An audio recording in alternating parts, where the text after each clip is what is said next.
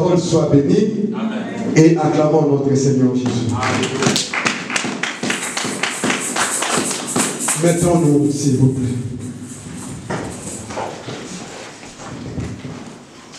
Depuis le début de ce mois que nous venons d'achever, que nous allons achever, nous avions développé un thème que nous avons intitulé sur la délivrance. Nous avons commencé par dire que la délivrance, on ne peut pas parler de la délivrance si l'on n'est pas lié quelque part, si on n'est pas privé de la liberté de son mouvement, si on n'est pas dérobé de ses droits, les droits de se marier, les droits de travailler, les droits d'avoir les enfants, le droit de parler de la part du Seigneur, le droit de marcher, le droit de se promener, donc tout ce qui est lié à la vie d'un être humain. Tu peux être là, mais tu es lié, tu n'es pas dans une prison, tu n'es pas quelque part, mais on t'a privé d'un droit quelconque. C'est un lien, il te faut la délivrance. Nous avons compris qu'on perd ses droits, les uns parce qu'ils n'ont pas commis le péché, même pour voir certains droits. Alléluia. Est-ce que vous m'écoutez? La raison pour laquelle ce jour-là, lorsque les disciples ont vu un enfant, un aveugle qui était né aveugle, ils ont posé la question à Jésus pour dire, mais il est privé de ses droits, les droits de vue. Qu'est-ce qui a causé cela? Est-ce que c'est parce qu'il a péché ou ce sont ses parents qui ont commis quelque chose de mal? Mais le Seigneur a dit que cela ne dépend pas de ses parents ni de lui-même, mais c'est parce que la gloire de Dieu doit se manifester dans sa vie. Et ceci a été fait que le Seigneur lui a donné le droit de voir. C'est-à-dire, dans notre vie, même pour écouter, c'est un droit, mais on peut t'éprouver le droit d'écouter, on peut te priver de ce droit-là. Dans la vie, le droit d'avoir les enfants, c'est un droit que toi tu peux en avoir. Mais dans la vie aujourd'hui, on voit les mariés qui se sont mariés, mais qui n'arrivent pas à avoir le droit d'avoir des enfants. C'est un devoir, c'est un droit. Maintenant, c'est à toi, c'est à nous de réclamer notre devoir, notre droit. C'est ça qu'on appelle une façon d'être assujetti quelque part. Si tu es assujetti, et alors on dit que tu es esclave de ce qui t'a vaincu. Alléluia. Amen. Le premier dimanche, on avait compris que non, si on est esclave de quelque chose, cela ne dépend pas peut-être de nous, ni de ce que nos parents ont fait, mais cela dépend aussi de bienfaits que nos pères, que nos aïeux ont commis, ont fait. Parce qu'ils ont légué quelque chose de meilleur, ils l'ont désigné pour être leur héritier. Et cela suscite de la jalousie, ce qui cause des combats sur notre vie. Et une fois que nous sommes vaincus, nous sommes devenus esclaves de ceux qui nous ont vaincus. Ni toi, ni tes parents. Mais c'est parce qu'il y a une cause de la jalousie qui a fait qu'il y a un combat plutôt, qui a surgi à cause de la jalousie. Et autant vaincu, tu es devenu esclave de quelque chose. Tu n'arrives plus à jouir de tes droits. Il faut que tu te lèves et que tu pries et que tu combattes ceux qui t'ont combattu. Si toi-même tu n'arrives pas, alors associe-toi à d'autres personnes qui ont la même vision que toi, le même désir que toi. La Bible déclare la prière des saints a une grande efficacité. Pour les cas que notre frère nous avait fait révéler, en disant que non, ce sont le mal, le péché que l'on a commis, les maux qu'on a commis, ça demande de voir les hommes de Dieu, de voir les serviteurs de Dieu, de confesser son péché. Le serviteur qui est averti va te ramener à ce qu'on appelle le culte d'âme, de pouvoir savoir si ces malheurs arrivent dans ta vie, pourquoi ceci arrive-t-il comme cela. Nous avons vu même le Seigneur Jésus, il ne guérissait pas les gens comme ça. Avant d'avoir guéri, il connaissait que celui-ci, sa maladie a duré pendant 18 ans, parce qu'il connaît les jours où il était tombé malade et même la cause. Je me rappelle, un jour, il était dans une maison en train de prêcher la parole. Les Juifs l'entouraient. Là, il me regarde tellement qu'il y avait du monde dans la maison et 4 personnes amenaient un malade qui était là, un homme qui était malade. La porte était tellement barricadée, ils ont rentré par les toits. Lorsque le malade était descendu, le Seigneur a vu le monsieur, la personne qui était malade. Il a commencé par lui dire, mon fils, tes péchés te sont pardonnés. Pourquoi? Parce que la maladie, c'était le péché qui avait causé cette situation. Il a commencé par rapport, d'abord, à pardonner ses péchés. Il a vu qu'il avait cette foi, la cause de cette maladie. Il a dit, tes péchés te sont pardonnés, même si ça causait des tumultes dans la maison où ils étaient. Il a dit, mais qu'est-ce qui est le plus grave de dire à quelqu'un, tes péchés te sont pardonnés? Et lorsque le péché a été pardonné, la maladie n'avait plus d'efficacité. Il a chassé la maladie en disant, jeune homme, lève-toi, prends ton lit et marche. Amen. Alléluia. Amen. Parce que la maladie tirait sa force, sa puissance dans le péché qui habitait dans l'homme. Vous m'avez compris? Amen. Et si c'est le cas de votre vie, il faut que tes péchés te soient pardonnés. Tu n'arrives pas à avoir d'enfant. Fais une introspection en toi-même. Est-ce que c'est par rapport à ce que j'ai commis dans mon passé? Si une femme dans sa vie, il n'a commis que des avortements, des choses qui ne sont pas bien au regard de l'Éternel, et que le Seigneur se fasse contre lui, contre elle, ça peut causer ce genre de choses. Y compris maintenant cette même personne pour pouvoir voir les hommes de Dieu, pour pouvoir confesser son péché. Si le péché est pardonné, et alors la force de la stérilité n'existe plus. On peut déclarer la fécondité et cette personne aura des enfants. Yes. Ça, c'est la délivrance. Et ancien, en son tour, il est venu faire une synthèse de tout ce qu'on a compris. Et il a renommé l'histoire par rapport à la foi. Il nous a parlé qu'il faut que quelqu'un soit lui-même confiant par rapport à l'œuvre de Dieu. Là-dessus, je vais vous dire une chose. Dans le livre de 1 Chroniques chapitre 20, verset 20, la Bible déclare ceci. Le roi appela son peuple. Il a dit, ayez confiance à l'Éternel, vous serez affermis. Et ayez confiance à ses saints serviteurs, vous réussirez. Pour que la délivrance d'un homme, la délivrance d'un être humain soit réellement parfaite, il faut qu'il y ait une combinaison de deux personnalités. La personne de Dieu et la personne de l'homme de Dieu. Amen. Est-ce que vous avez compris? Amen. Le mal avec aujourd'hui dans nos vies, beaucoup de chrétiens sont liés et ils demeurent dans leur lien. Pourquoi, papa? Parce qu'ils croient en Dieu, c'est bien, mais ils ne croient pas aux serviteurs de Dieu. Il dit, non, il n'est pas un homme comme toi. Détrompez-vous. Les hommes de Dieu sont les amis de l'époux. La Bible déclare et que l'époux est là. Vous, vous êtes l'épouse du Seigneur. Vous allez moi c'est la yes. Mais ceux qui prêchent la parole, ceux qui ont les dons ministériels, ils ne sont pas les membres d'une église. Ce sont plutôt les amis de l'époux. Le Seigneur les a mis à part. Ce sont son peuple. Ils sont nés pour être ceux-là. Yes. On ne peut pas dire qu'on est pareil. Non, je refuse de cela. Nous ne sommes pas pareils. Amen. Amen. La Bible déclare, maudit soit l'homme qui se confie dans l'homme. La Bible déclare, confiez-vous aux hommes de Dieu, vous réussirez. Mais si le Seigneur nous dit de se confier à ces hommes, c'est-à-dire, il a enlevé quelque chose de naturel en eux. Ils ne sont plus pareils comme tout autre homme. Samson a dit, coupe-moi les cheveux et je serai comme tout autre homme. Avec ses cheveux, il n'était pas pareil comme tous les autres hommes. Yes. Vous devez avoir cette connaissance, c'est la vérité. Si vous connaissez la vérité vous affranchira. Amen. Tu peux lire. 2 Chroniques 20, chapitre 20. Je lis au nom de Jésus. Écoutez-moi, Judas et habitants de Jérusalem. Confiez-vous en l'Éternel, votre Dieu, et vous serez affermis. Confiez-vous à ses prophètes et vous réussirez. Alléluia. Soyez esclavagisme de l'esclavage. Chapitre 6, verset 1 à 2, il y a une histoire. Les enfants l'esclavage collectif, c'est très dangereux. C'est très dangereux, mon frère.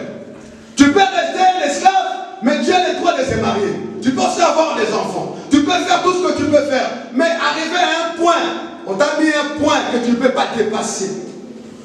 Mais c'est le même point là qui va te ruiner très fortement dans ta vie. C'est-à-dire, les Israéliens avaient le droit d'avoir des enfants. Ils avaient le droit d'aller puiser de l'eau. Ils avaient le droit de faire le marché, d'acheter et de vendre. Mais les Madianites leur laissaient juste le temps. Quand il faut cultiver, il allait cultiver les champs. Il allait s'aimer. Il allait faire tout ce qu'il faut. Mais quand il faut maintenant, le moment de la récolte vient, les Madianites venaient pour pouvoir récolter à leur place. Vous n'avez pas le droit de récolter. Mais c'est l'économie qui est effondrée. Comment pourrez-vous en sortir si vous ne vivez pas des œuvres de vos mains? La Bible déclare, je bénirai l'œuvre de ta main. Mais écoutez, l'œuvre de leur main a été rendue à leur maître, à leur dominateur. C'est-à-dire, c'était une malédiction totale dans la vie. Et le peuple commençait à souffrir. L'économie ne va plus bien. Le désordre est entré dans la vie. Maintenant, il commençait à crier. Le Seigneur est venu pour pouvoir délivrer son peuple. Dans l'esclavage collectif, le Seigneur désire de quelqu'un. Vous pouvez être un grand homme de Dieu. Vous pouvez être un bon intercesseur. Mais vous n'avez pas les droits, les capacités de pouvoir délivrer toute une nation. Si tu n'es pas loin pour accomplir cette mission. C'est-à-dire, dans la délivrance collective, il faut qu'il y ait un visionnaire. Une seule personne que le Seigneur a donné la vision de la délivrance de son peuple et les gens qui seront tout autour de lui pour pouvoir exécuter cette vision pour la délivrance du peuple de Dieu. Est-ce que vous m'avez compris? Amen. Alléluia. Amen. Si c'est une famille qui est liée, c'est une captivité collective. Nous sommes tous liés, dominés sous une puissance. Nakata Limota, Batbaba Nakate, Nakata Limota, on n'a pas les enfants. Nakata Limota, les gens ne travaillent pas. Nakata Limota, il y a des choses qui se manifestent et qui ne sont pas normales. C'est-à-dire, nous sommes dans cette famille esclave de cette puissance-là. La famille ne peut pas être délivrée si dans cette famille il n'y a pas un visionnaire chargé de la mission pour la délivrance de cette famille. Pour le cas d'une famille, ça peut être un homme, ça peut être aussi une femme. Amen. Amen. Vous pouvez vivre dans une communauté. Cette communauté est prise sous l'emprise du diable. Les choses ne marchent pas. On rentre dans une église, juste en rentrant dans cette église-là, on était bien avec sa femme, du coup, il y a une séparation. Vous ouvrez les yeux, vous voyez que dans cette église-là, tout homme qui était marié, séparé, divorcé de sa femme ou de son mari. Mais c'est un démon qui domine cette communauté. C'est une puissance qui assujettit cette communauté. Dans ces cas-là, tu ne peux pas te délivrer tout seul. Même si tu quittes la communauté, cette puissance, ce démon te suivra partout. Parce que tu appartiens à cette communauté-là. Dans ces cas, il faut quelqu'un qui est chargé de cette mission pour pouvoir délivrer cette communauté. Un visionnaire. Le Seigneur a appelé Gédéon. Il a dit, il était en train de glaner. Il a voulu délivrer le peuple. Il vient voir Gédéon. Il lui tape à l'épaule et dit, béni sois-tu, il faut un héros. Gédéon regarda. Et il dit, mais tu te moques de moi. Regarde comment nous sommes en train de souffrir. Regarde comment nous sommes nous avons été assujettis. On n'a pas même le droit d'accueillir les fruits que nous-mêmes on a semés. Nos récoltes sont parties ailleurs. Mais moi, j'ai vu juste en glagnant. C'est-à-dire,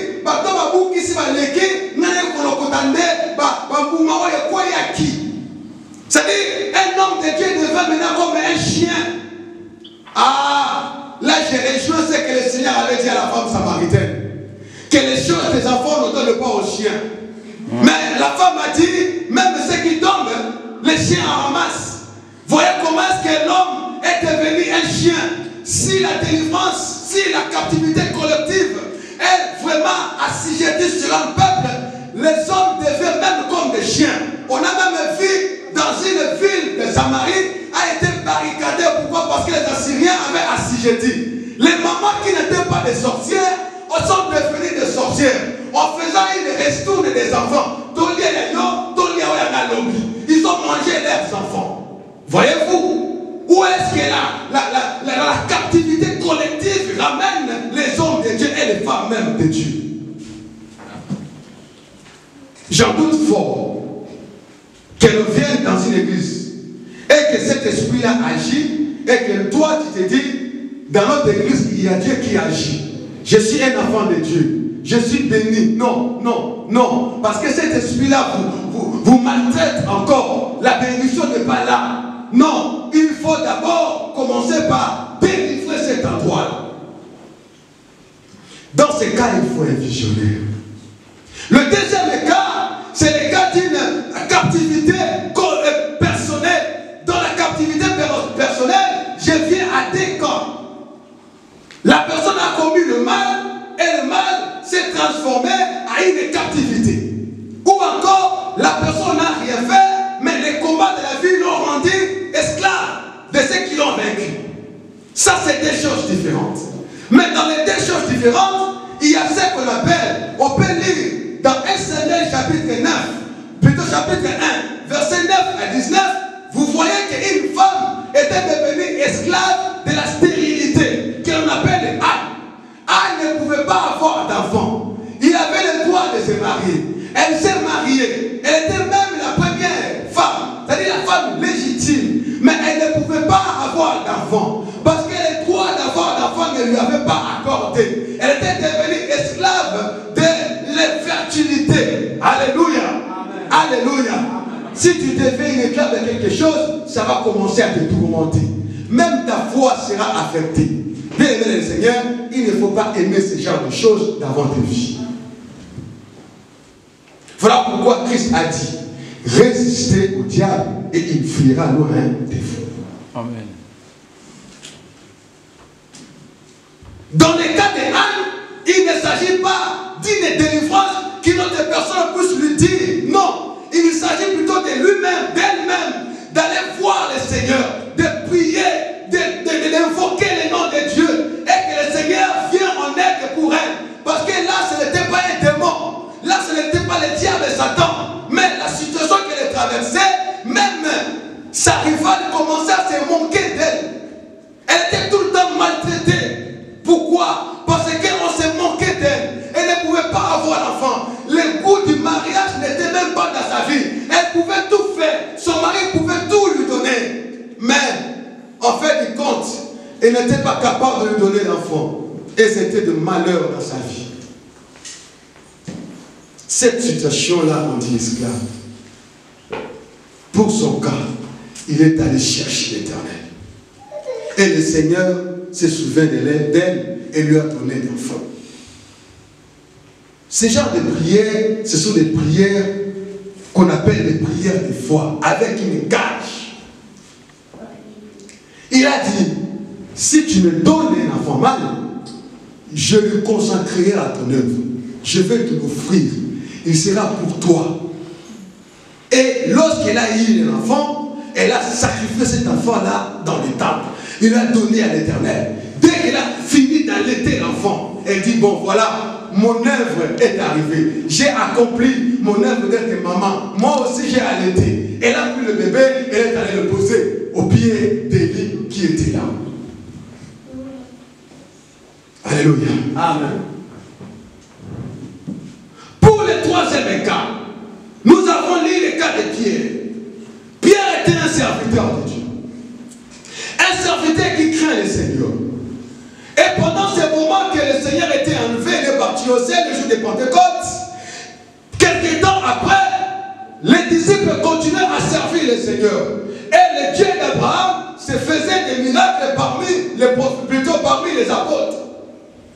Le roi à l'époque, il s'appelait Hérode, n'était pas très content parce que les disciples amenaient beaucoup de foules derrière eux. Ils se rendaient, ils se voyaient vraiment menacés de ce pouvoir-là.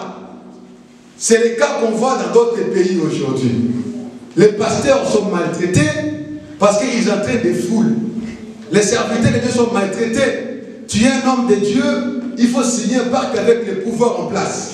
Pourquoi? Parce qu'ils craignent que tu puisses leur donner une idéologie qui n'est pas du pouvoir. Tu peux créer une rébellion.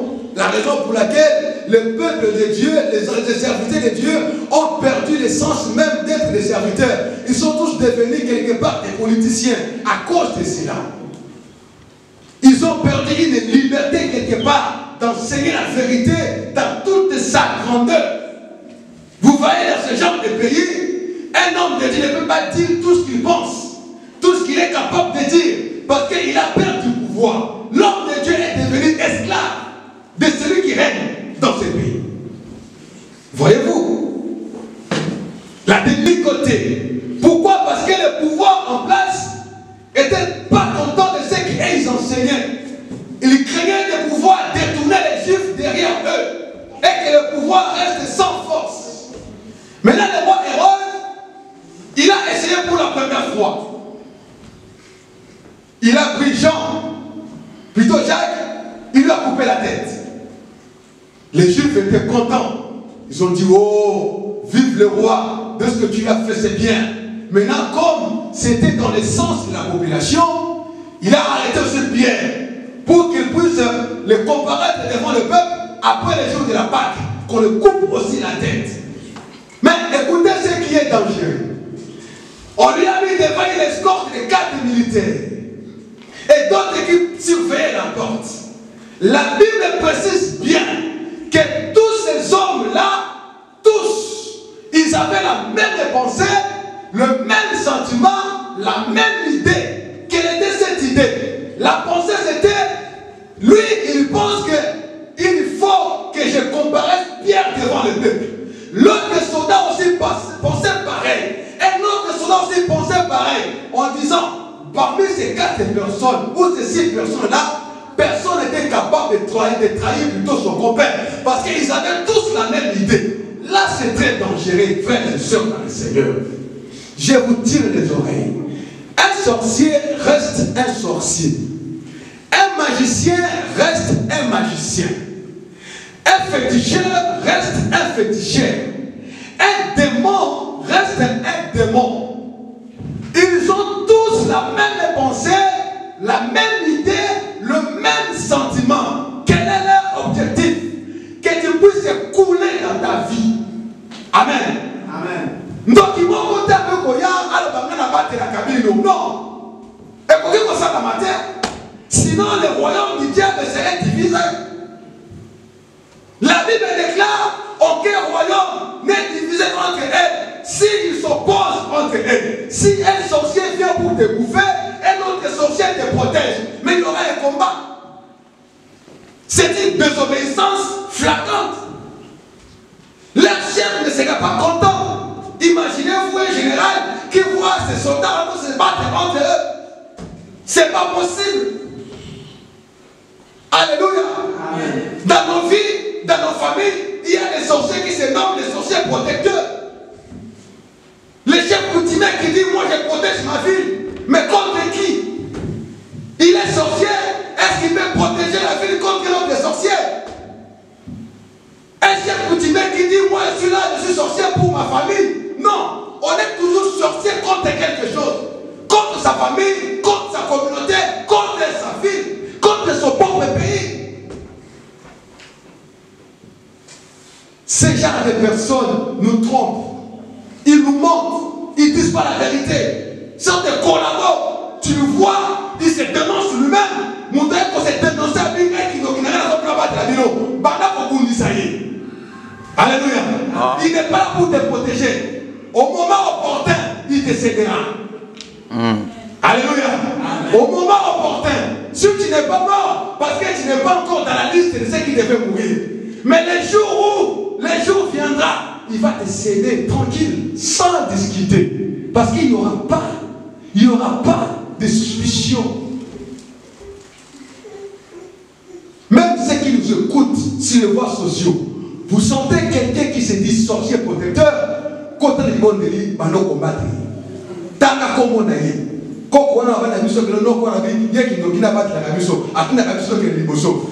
il y aura un jour. Alléluia. Amen. Parce que tu es sous son pouvoir. Il va te livrer les Dieu.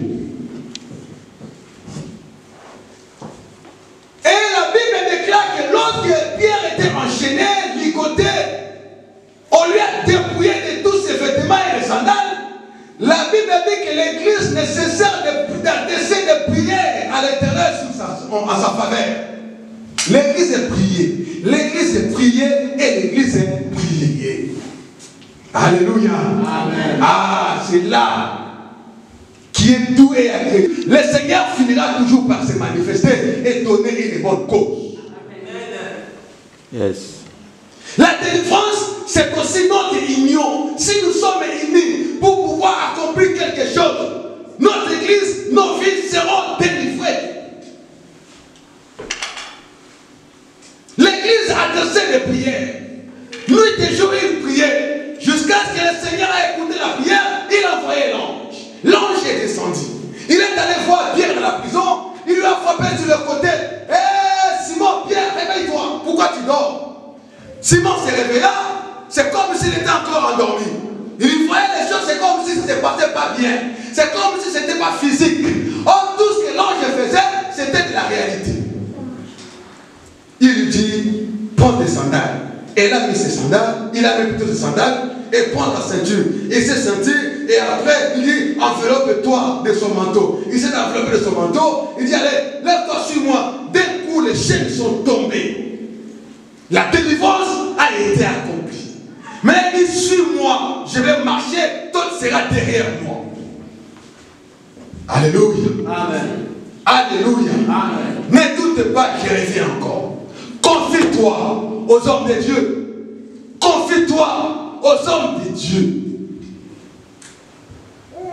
Je ne suis pas ici pour pouvoir énumérer ceux qui sont bons et ceux qui sont mauvais.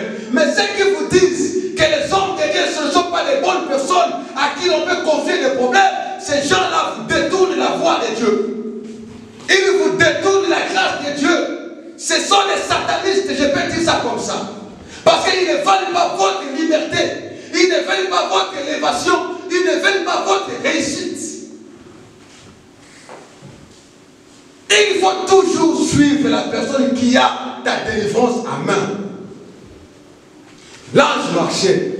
Et comme c'est lui qui était désigné pour pouvoir apporter la délivrance à Pierre, les portes s'ouvrirent d'elles-mêmes. Même les centeniers, même les soldats qui étaient là, en train de pouvoir protéger, garder Pierre, ne savaient même pas ce qui s'est passé. Alléluia. Amen.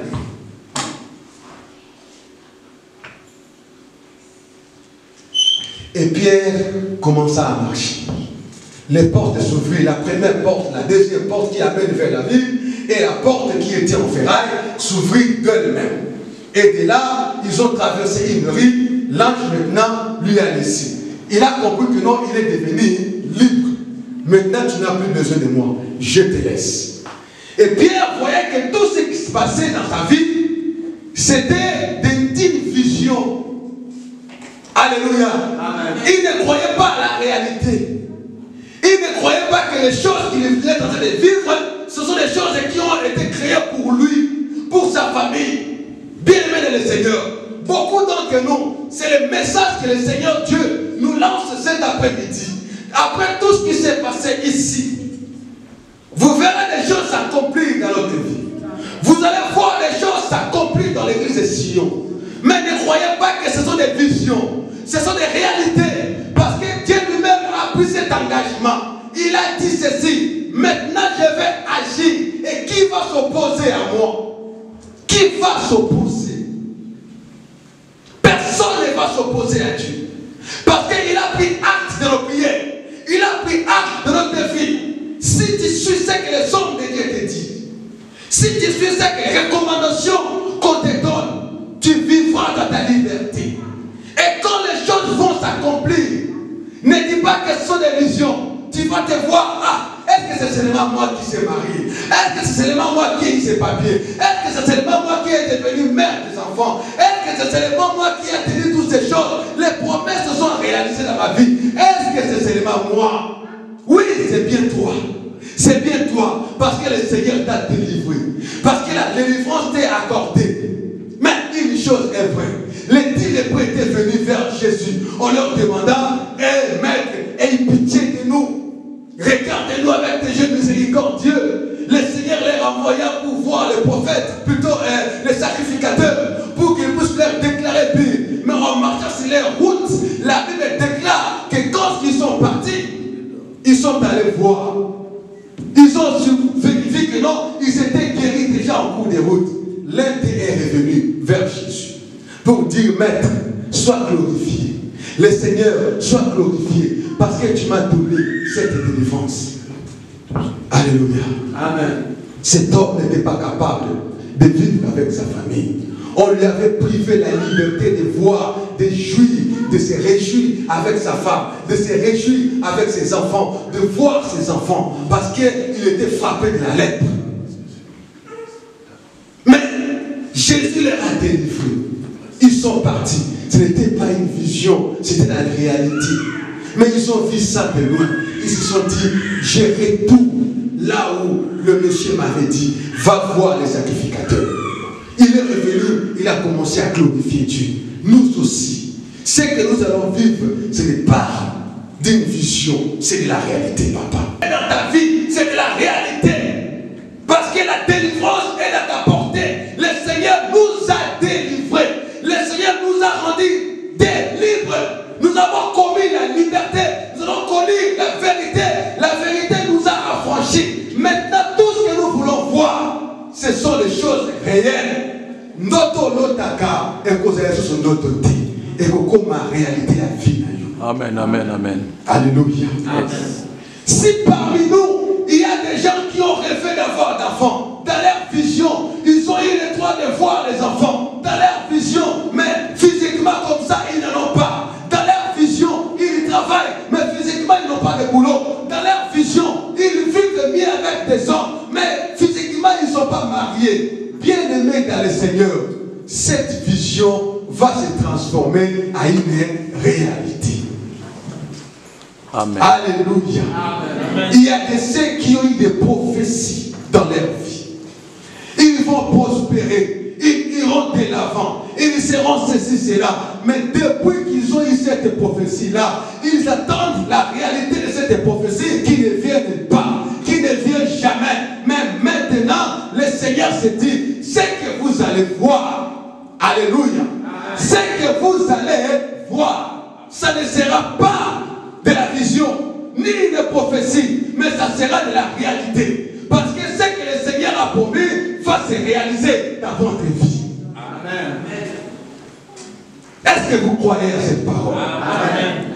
Est-ce que vous avez crié à cette parole? Amen. Alléluia. Amen. Nous voulons prier maintenant pour toutes les promesses que le Seigneur nous a faites. Nous voulons prier maintenant pour toutes les visions que vous avez vues dans votre famille. La Bible déclare, dans ma maison, il n'y aura pas de femmes stériles, ni de femmes qui avortent. C'est une promesse qui nous a été donnée. La Bible déclare, la promesse est pour vous, et pour vos enfants, et pour beaucoup d'autres que le Seigneur appellera qui sont de loin. C'est ça la parole. Actes des Apôtres, chapitre 28, plutôt chapitre 1, verset 28. Pierre a dit cela. Cette promesse est pour vous. Donc, dans la maison du Seigneur, il n'y aura pas de femmes qui avortent. Il n'y aura pas de femmes stériles. C'est une promesse qui nous a été faite par l'Éternel Dieu.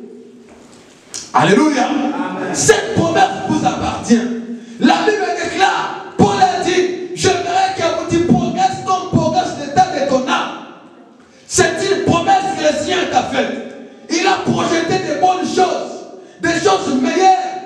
malheur. Mais pourquoi tu vis tout le temps le malheur? Aujourd'hui, cette promesse va être réalisée.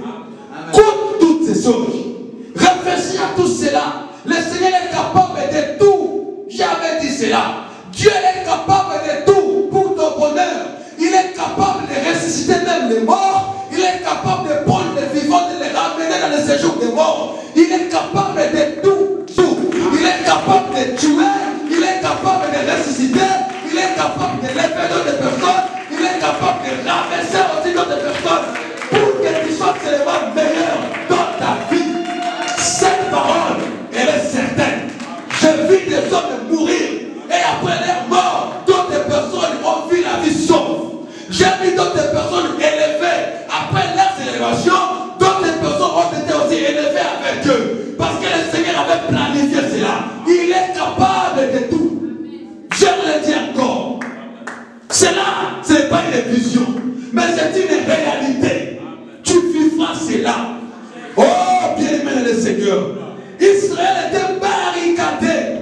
La famine a frappé le pays. Mais le prophète a déclaré un mot. Il a dit demain à cette même heure, à cette même heure, alléluia, le prix de la farine va baisser. Le pain va baisser. Il y aura de l'abondance dans la maison de l'Éternel. Mais un soldat a douté. Tu feras, mais tu ne mangeras point. Aujourd'hui, je ne veux pas que cela t'arrive aussi. Tu vas voir et tu mangeras. Parce que tu vas vivre la réalité. La réalité est que le Seigneur t'a délivré. La réalité est que tu es libre maintenant de faire tous tes mouvements. Demain, cette année-là, tu viendras. Tu auras les enfants. Aujourd'hui, nous sommes le 30 juillet. Je vous le dis, l'année prochaine, on aura des femmes qui viendront avec des enfants dans leur vie. L'année prochaine, il y aura des hommes qui viendront dire, j'ai eu des